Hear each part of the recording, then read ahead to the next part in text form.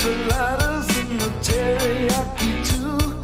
I even like the chicken if the sauce is not too blue.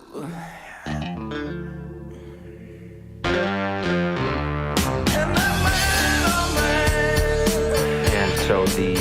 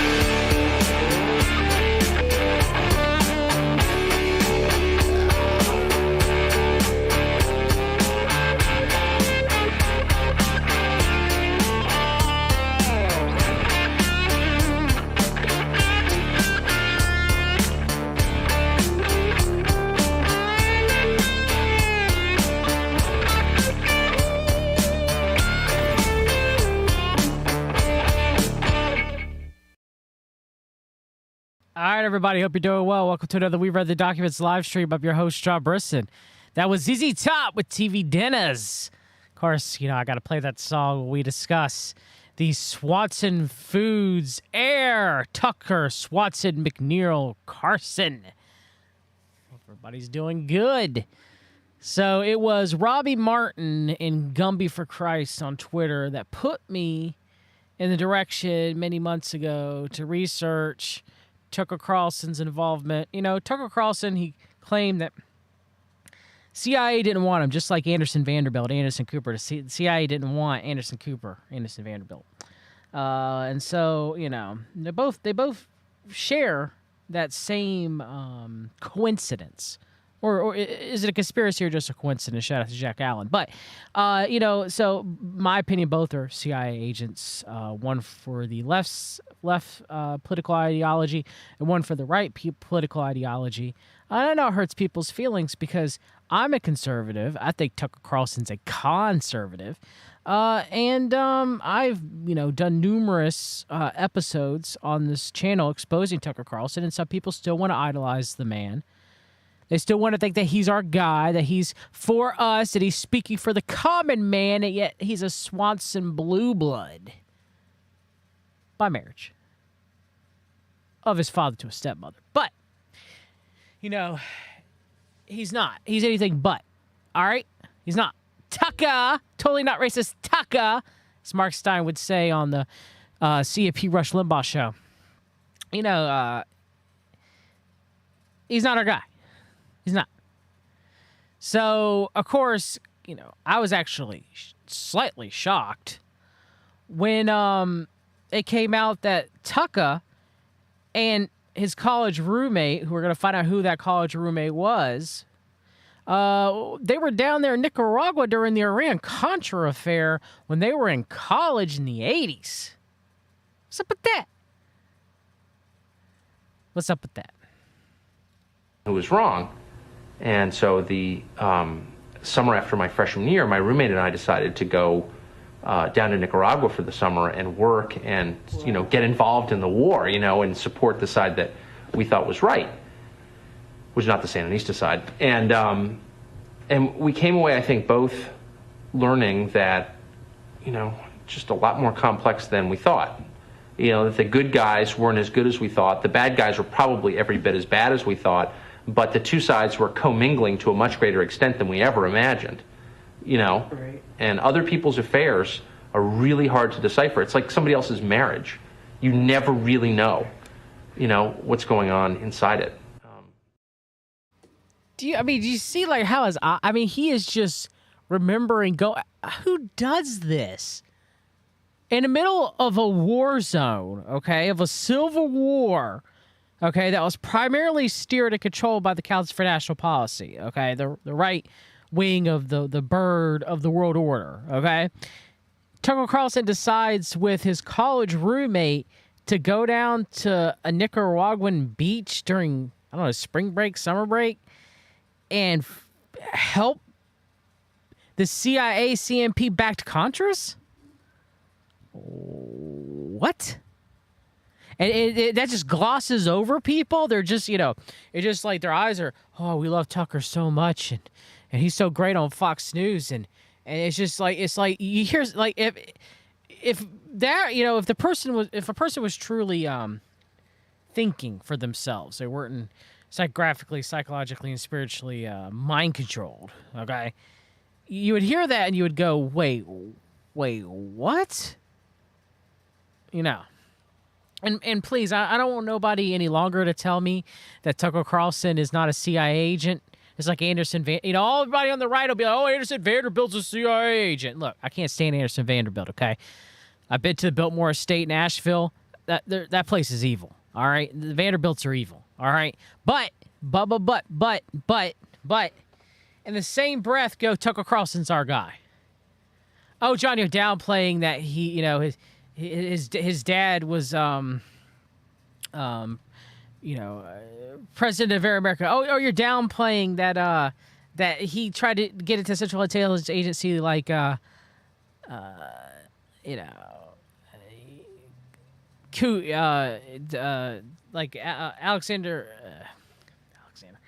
Anderson Vanderbilt, Anderson Cooper. You're downplaying that. It's like that's what most people do. They just downplay it. Oh, you're crazy, John. You're crazy. Well, that's not the case. Okay, they try to downplay it, and it's sad. Let's play that clip again.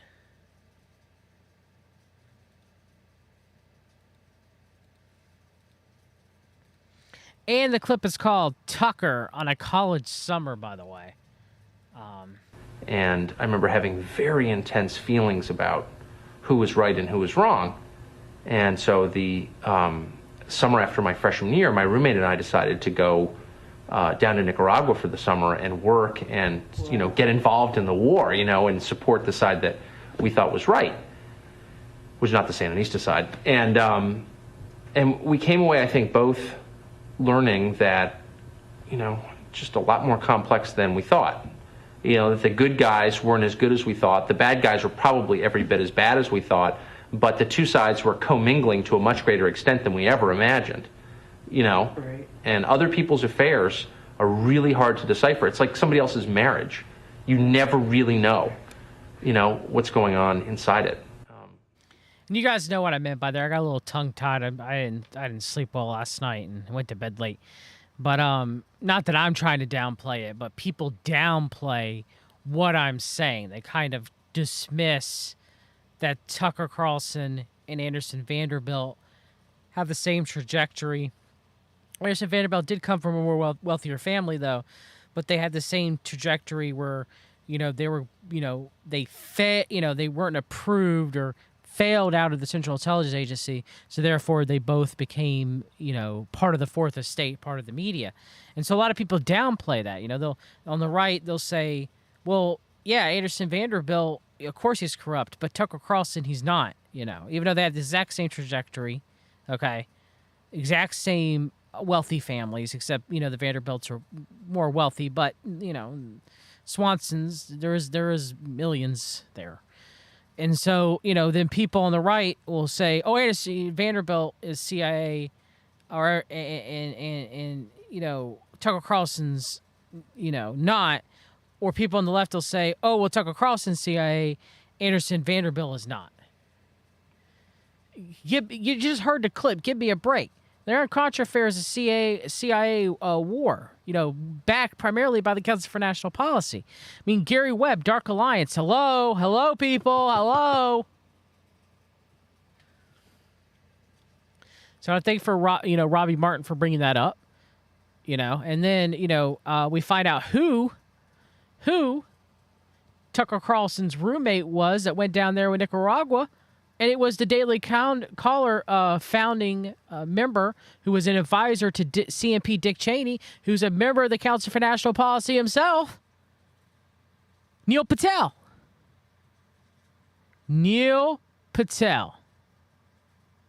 And here we go. Daily Caller published Neil Patel says, Tucker, in honor of your birthday, I've decided to refrain from telling Betsy Rothstein about the time in college that you wore a Euro-style banana hammock Speedo on the beach in Nicaragua.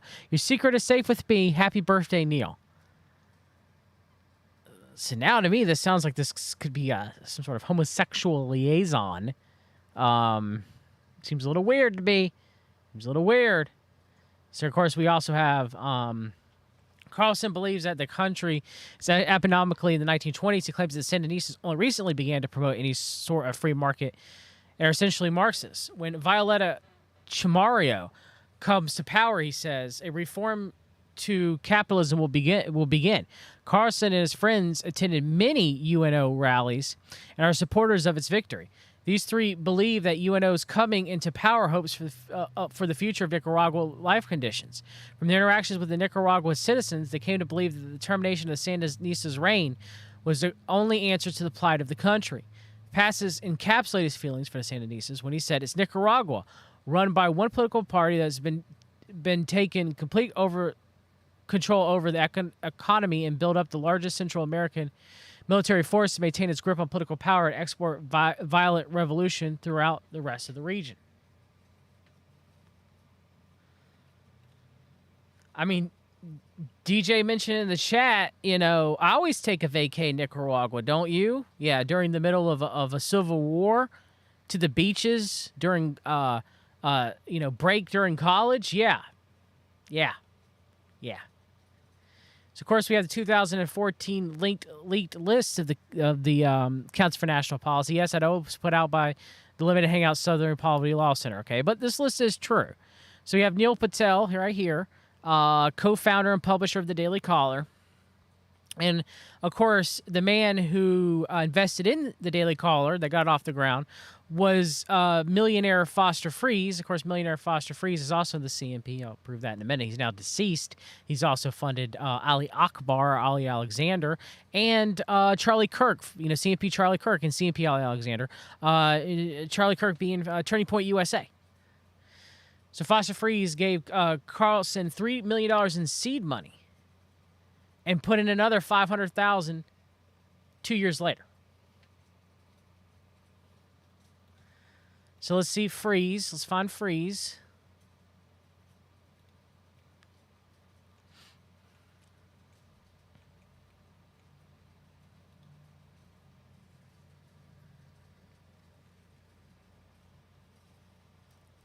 And I look at the CNP as once you're a member, unless you denounce them or you completely separate yourself from them, always a member. Okay? It's like someone who's a Freemason. All right? So, somebody be like, well, John, they were in the 2014 list, and they're not in the recent list, so how can you still call them a member of the CNP? Unless you directly denounce the CNP like Charlotte Iserby, okay? I mean, she even claimed that the CNP tried to kill her son, all right? So unless you completely denounce the Council for National Policy, and you're not a limited hangout, and you completely denounce them, and you discuss them at length, and you never stop, and I'm not saying that every single person in the CNP knows what the CNP is up to. The same with the Council on Foreign Relations. You're going to have true ideological believers that just think that they're going to these, groups for meetups, But the higher up a person is, okay, like take someone from Foster Freeze, for example, and all that he's seated and how high up he was in the CNP, and I'll get to that in a minute. There's he's someone that you wouldn't gloss over and be like, oh, he doesn't understand what the CNP's doing, But like your average person that is a member of the CNP, yeah, maybe they don't know. It's very likely they don't know what high up in the high up, a group of the CNP was the Arlington group anyway. That was the inner circle, quote unquote, of it. So here's we've got Mr. Foster Freeze, okay, president of the Foster Freeze Foundation.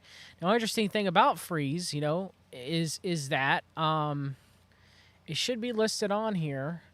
He was former president of the Council for National Policy from 1997 to 1998. So you can't tell me that Foster Freeze didn't know what was going on in the CNP. The funder of the Daily Caller, the funder of Ali Alexander. He's even got connections to Kanye West. I've done a stream about this on this channel. Foster Freeze also funded Turning Point USA, Charlie Kirk. So Foster Freeze definitely knows what's going on inside the CNP. Neil Patel, who was an advisor to CNP Dick Cheney. Dick Cheney knows. Neil Patel knows. Can't tell me Tucker Carlson don't know? All right? Once you're in at that high level, you in. You ain't getting out. All right?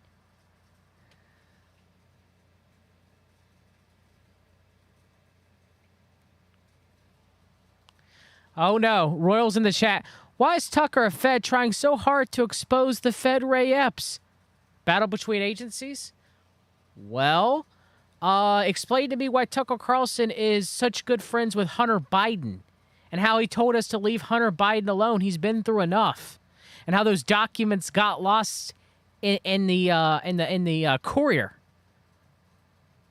Does Tucker really go in on Hunter Biden?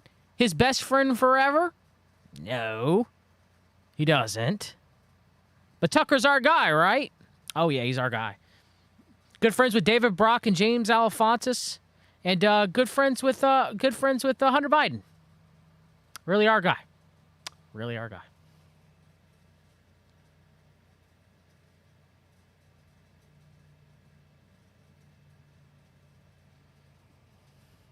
So I know this is Mint Press News before you knee-jerk, all right? Before you knee-jerk, I'm well aware it's Mint Press News. But it doesn't mean that this article is not correct, okay? It doesn't mean, and I'll discuss what I'm against, all right?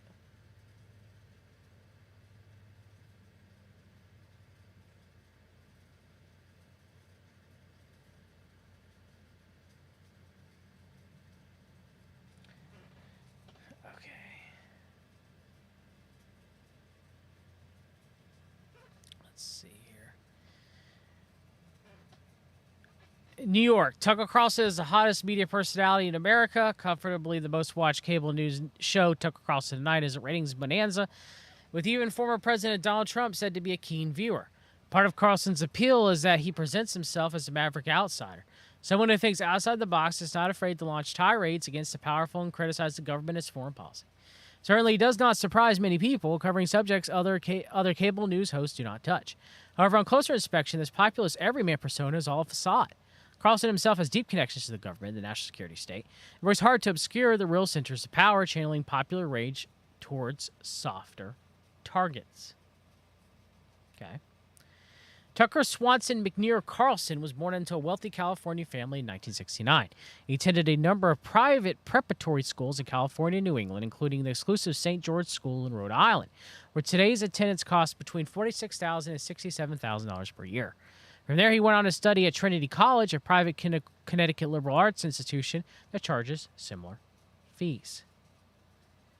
Carlson is a blue blood through and through. His great uncle was Arkansas Senator William J. Fulbright, or J. William Fulbright. Whoa, I didn't know that. How'd I miss that? Whoa, okay. Add it to the list. His great uncle was Arkansas Senator J. William Fulbright. Add it to the list. And while his stepmother, Patricia Swanson, is heiress to the Swanson Frozen Food Company fortune. In his early years before his character change, Carlson openly described himself as a trust fund baby. I'm extraordinarily loaded just for money I inherited from a number of trust funds, he said in 2008. His father, Richard Dick Carlson, is an important journalist and a high state official who was appointed by Ronald Reagan as director of the United States Information Agency, the body that oversees government-funded media, including Radio Free Europe and Radio Liberty, Radio and TV Marti, and Voice of America, of which Dick Carlson is also the director. USIA has been replaced by the United States Agency for Global Media. Together, these outlets are part of what the New York Times called a worldwide propaganda network built by the CIA. Well, I mean, you don't need to reference the New York Times for that. The New York Slimes. Everybody knows just what it is. Their goal is to bombard enemy countries with regime change propaganda. Until the 1970s, Radio Europe, Radio Liberty was directly funded by the CIA. In his position as director of USIA, Dick played a considerable part in the downfall of the Soviet Union. In a 1990 event alongside media moguls Rupert Murdoch and Ted Turner, he noted, that international broadcasting played a very critical role, as was suggested by Mr. Murdoch, in the events that took place in the USSR. I always had that extra S, sorry. and Eastern Europe in the past couple of years. Listening to his speech, it is clear he saw his primary role as being to bring about regime change. In fact, he was proud of it, stating, "International broadcasters were equally important in laying the groundwork for the democratic revolutions that we have seen. It's incredible how Western all these Eastern Europeans sounded talking about freedom, democracy, free enterprise, environmental concerns, and they didn't get those ideas from their own media or from their textbooks in their countries. They got them mainly from international broadcasters like Voice of America, the BBC, Radio Liberty, and Radio Free Europe." In the same job, Dick was a key component in the ultimately successful attempt to break down leftist entities to government Nicaragua through hybrid warfare. The U.S. bombarded the country with incessant propaganda, funding local media outlets that preached regime change, amplifying fake news and scare stories, supplying enormous amounts of weapons, and training far-right death squads that labeled themselves Contra, shorts for counter-revolutionaries. U.S.-trained and armed death squads would go to carry out massacres across Central America throughout the 1980s, killing hundreds of thousands of people. That's true. I don't know why the drug trade isn't, Core Doc Alliance part's been left out of this, but okay. Gary Webb. But, I've covered the CNP's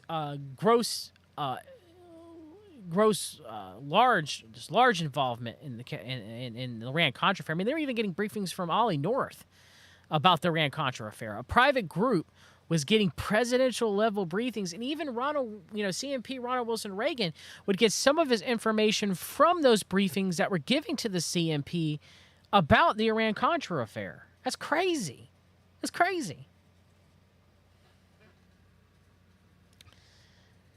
Dick would later be appointed by President George H.W. Bush as U.S. ambassadors to the Seychelles and serve on a number of neoconservative think tanks. Chief among those is the Foundation for Defense of Democracies, an organization widely accused of being little more than a front for the Israel lobby. True. Indeed, when asked point blank if that was the case, he refused to deny it, saying that only that Israel is a country under siege, is a democracy, and part of the world where there are no democracies, is under constant irregular terrorist attack and threat. Yeah, only Israel. Okay. All right there, bud. Also on board of the FDD at the time was CNP Jeannie Kirkpatrick, a high official at the center of the Iran-Contra Affair, the operation where the U.S. sold weapons in Iran to fund Nicaraguan death squads. Well, it was more than that. You didn't discuss the drug trafficking of crack cocaine into the inner cities that was shown out again by the Dark Alliance, which, I've covered on this channel. Tucker Carlson wrote a hit piece against Gary Webb, so there's that aspect. And then you forgot the sex trafficking and pedophilia with the Franklin scandal of the transfer of Nicaragua contrabands between Colonel Michael Aquino, Lawrence E. King, and Ollie North. So you're leaving. It was not just, wasn't just weapons trafficking. It was weapons trafficking. Some people could say intelligence trafficking with Danny Casolaro on the Octopus and Inslaw. So you have intelligence trafficking with the Iran-Contra Affair. You have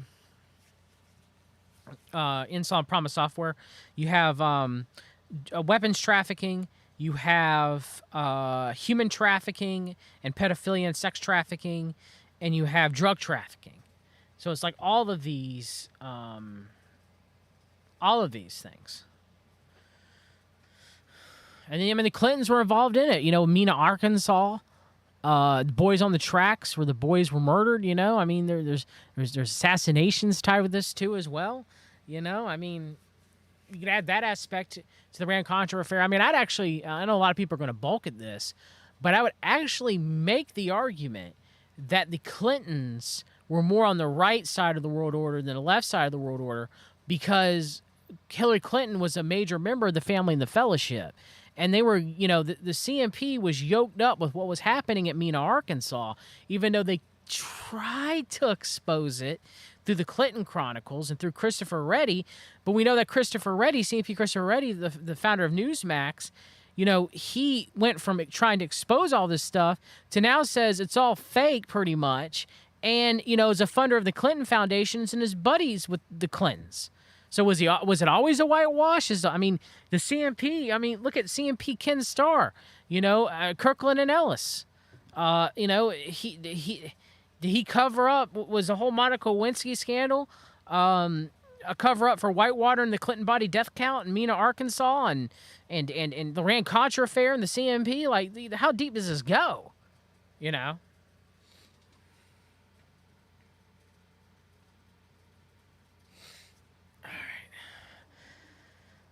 For his position as the head of USIA, Dick's role in the United States dirty hybrid war against Nicaragua can be... hold on. Oh, sorry about that. Another member was R.J. Woolsey, CIA director from 1993 to 1995. Dick would later team up with Woolsey again at the Institute for the Study of Terrorism and Political Violence. For his position at the head of the USIA, Dick's role in the United States' dirty hybrid war against Nicaragua can be reasonably surmised. But far fewer people know that a young Tucker himself also played a part in it. While still in college, Tucker and his roommate, friend, and Daily Caller co-founder CNP Neil Patel went to Nicaragua at least two times, to, in Tucker's own words, get involved in the war and support the side that was right, which was not the Sandinista side. Hundreds of people have written about the Fox News star, but no one has unearthed this connection. Carlson has rarely talked publicly about his time in Nicaragua, and never at any length. However, in 2017, a podcast interview with the Jamie Weinstein Show, he was asked about it directly. I don't think many people know that you're actually a freedom fighter who traveled to Central America to fight the Contras. Could you fill in our listeners in on that story, Weinstein asked. No, he replied, laughing, before Coley stating that his supposedly liberal father let him go because he and Patel wanted to see the war in Nicaragua. All kinds of hilarity ensued, he added, laughing nervously before changing the subject. Oh, it's interesting that the author of Midpoint This News didn't give credit to Robbie Martin and Gumby for Christ. They were the first people to unearth this stuff that I saw. Did he give him? I don't think he gave him credit. Huh. I could be wrong about that, but I mean that's what. Okay, sure. Maybe he did it first, but I don't think so. Well, I can go back and look right now on the stream and tell you. When was this tweet? When was this tweet that was done?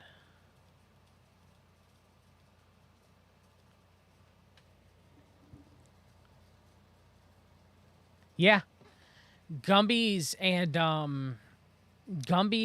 Robbie Martin's tweets were before the 25th when this was published.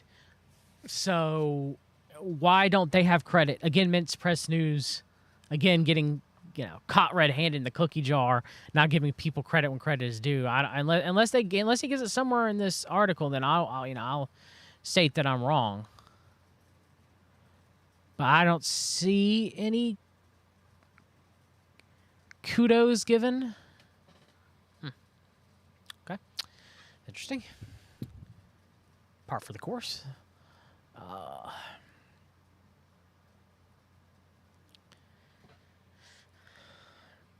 Both Carlson and Patel would return in 1990 at the time of the presidential election, which pitted Sandinistas Daniel Ortega against U.S.-backed Contra-supporting candidate Violeta Chamorro. Thanks to years of U.S.-sponsored terror and a huge political war chest, Chamorro was able to win. Look at the sixth person in her family told the office, according to the 1990 edition of his college newsletter, The Trinity Tripod. Carlson and Patel attended many Chamorro rallies. Indeed, in the National Review podcast, Carlson said he was literally standing next to her when she won. Diogo Carlson presents his time in Nicaragua as purely innocent. We did not have a place to stay or any set plans. It was very spontaneous. We were both extremely political, and we felt that getting to know the country and some of its citizens could give us a better perspective on the situation.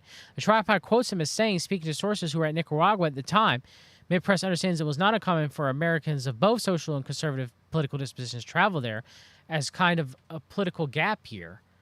Well, but he said they were in their civil war. Am I missing something?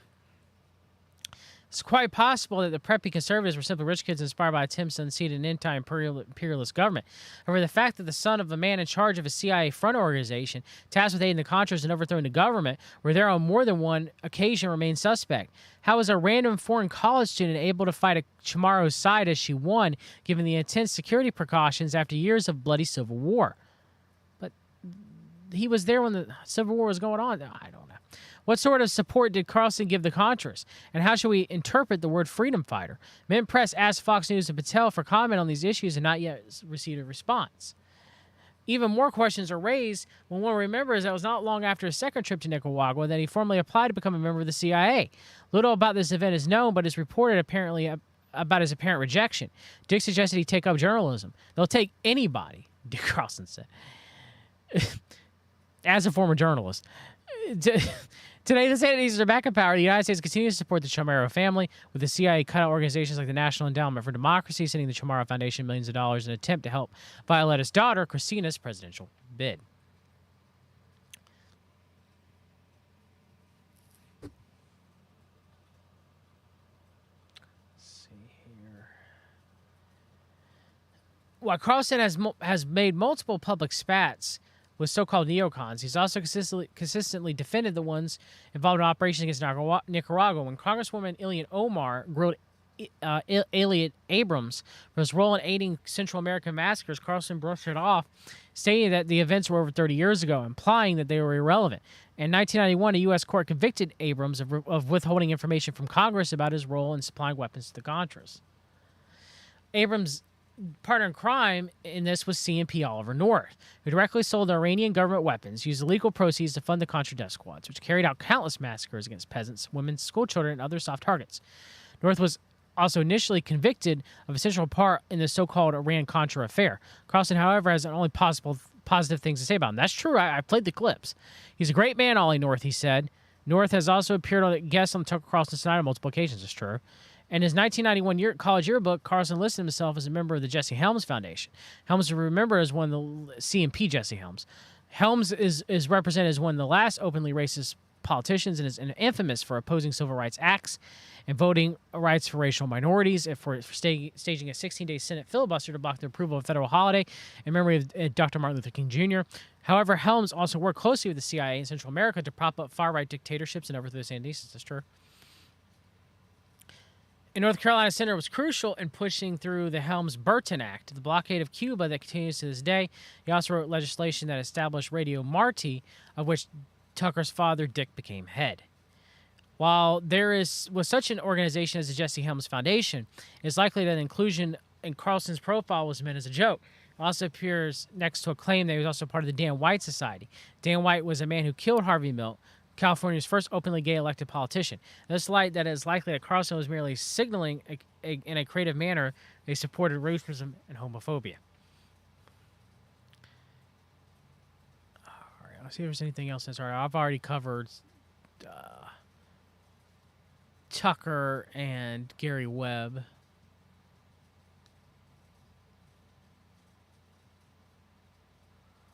I think that's about it. And I don't see any link to my work or thanks to Robbie Martin or thanks to Gumby for Christ. I don't see nothing. That seems par for the course. That's it. All right, everybody. I mean, what more can I say? I'll play the clip again, I guess. I guess I'll play the clip again. What's going on in Nicaragua. And I remember having very intense feelings about who was right and who was wrong. And so the summer after my freshman year, my roommate and I decided to go down to Nicaragua for the summer and work and, get involved in the war, and support the side that we thought was right, which is not the Sandinista side. And we came away, I think, both learning that, just a lot more complex than we thought. That the good guys weren't as good as we thought. The bad guys were probably every bit as bad as we thought, but the two sides were commingling to a much greater extent than we ever imagined. Right. And other people's affairs are really hard to decipher. It's like somebody else's marriage. You never really know, what's going on inside it.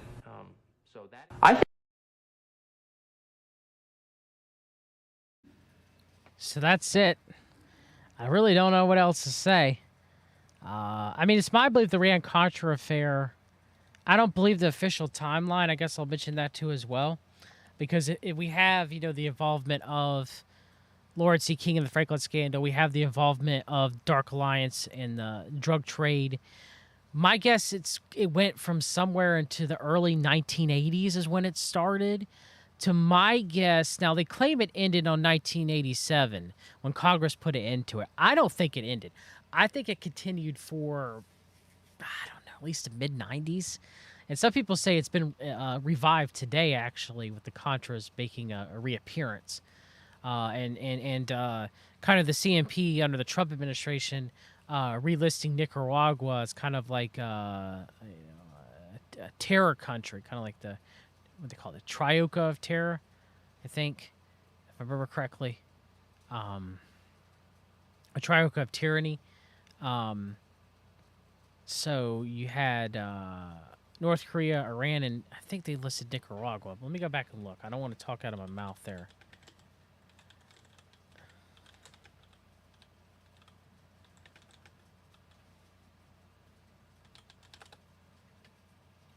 Trioca of Tyranny. No, I was wrong.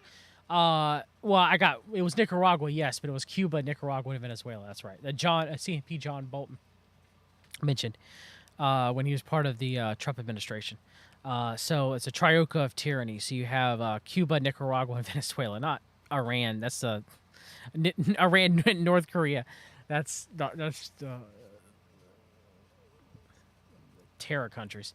And so someone asked, got somebody better for president than Tucker? Tucker would be a horrible president. You can check the previous streams I did. Tucker's not our guy. Man, people still love Tucker, don't they? That's the problem with the political purist. Yeah,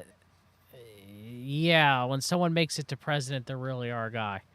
That or our gal, that's for sure.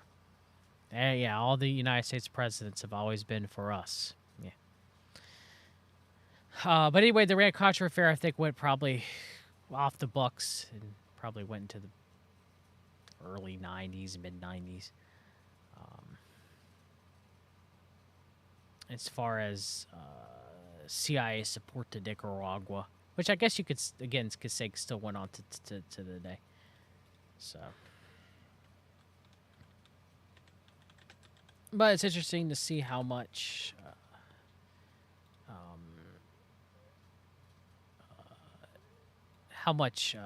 Tucker Carlson was a part of all this. All right, everybody, that is it. Take care. Tucker Carlson's definitely not our guy. God bless. See you soon.